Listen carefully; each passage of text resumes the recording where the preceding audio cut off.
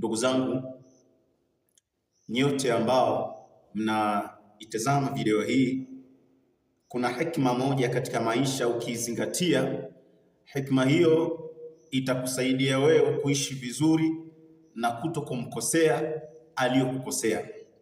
Katika maisha mkiishi wawili au watatu au wanne, lazima kati yenu nyinyi watatu au wawili, hususan wawili, aidha mke na mume, mwenzako akifanya kosa wewe usifanye kosa, kwa sababu na wewe ukifanya kosa wote mtahesabika mmefanya makosa.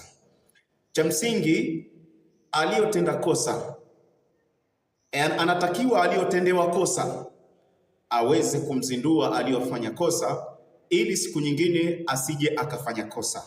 Lakini kama utaleta mashindano kwa sababu kakosea na mimi nakosea, hanithamini na mimi simthamini, ambaye amefanya kosa yeye anaeleweka kwamba amekosea, wewe unatakiwa ufanye kazi ya kumtoa katika kukosea awe katika upande wa kuto kukosea.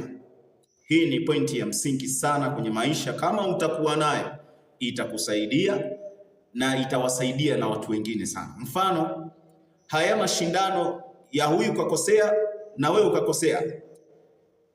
Angalia katika watu ambao wanashindana kukimbia, ukiwauliza maswali watu walio pembeni wanaowatazama, wanaoangalia wanaokimbia, ukiwauliza wale watu wanafanya nini, watakwambia wanakimbia.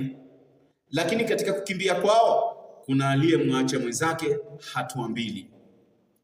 Hivi mfano, yule aliyoko mbele na aliyoko nyuma wote wanakimbia.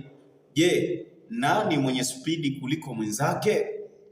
Jibu liko hivi: aliyotangulia yeye hatokimbia spidi kama spidi aliyotoka nayo mpaka akampita mwenzake. Yeye atakuwa ana relaxi, anakimbia taratibu, kwa sababu kashamwacha mwenzake hatua mbili. Aliyoachwa huyu ana spidi kali sana, kwa sababu yeye anakuwa hakimbii tena, bali anamkimbiza aliyoko mbele, ikiwezekana walingane au ampite. Tunarudi katika pointi yetu. Wewe ukikosewa, aliyokukosea hatambui kama amekukosea, na pale alipo yuko katika giza kali sana, kwa sababu ukimwambia umefanya kosa atakataa kuwa amekufanyia kosa. Wewe ukitaka kumlipizia hauwezi kumfanyia kosa kama alilokufanyia wewe, lazima utafanya kosa kubwa zaidi kuliko na yule aliyokukosea. Kati ya wewe uliokosewa na aliyokosea, wote mnaitwa mmekosea, lakini je, nani atafanya kosa kubwa zaidi kuliko mwenzake? Jibu, aliyokosewa mara ya kwanza atafanya kosa kubwa zaidi, kwa sababu yeye atakuwa na hasira, atakuwa amepanic, atakosea, atamkosea aliyomkosea, na hadi atamkosea Mwenyezi Mungu na Mtume Muhammad sallallahu alaihi wasallam. Kwenye maisha kama mtu mfano ya wanyandoa, kwa sababu hanithamini na mimi sitamthamini.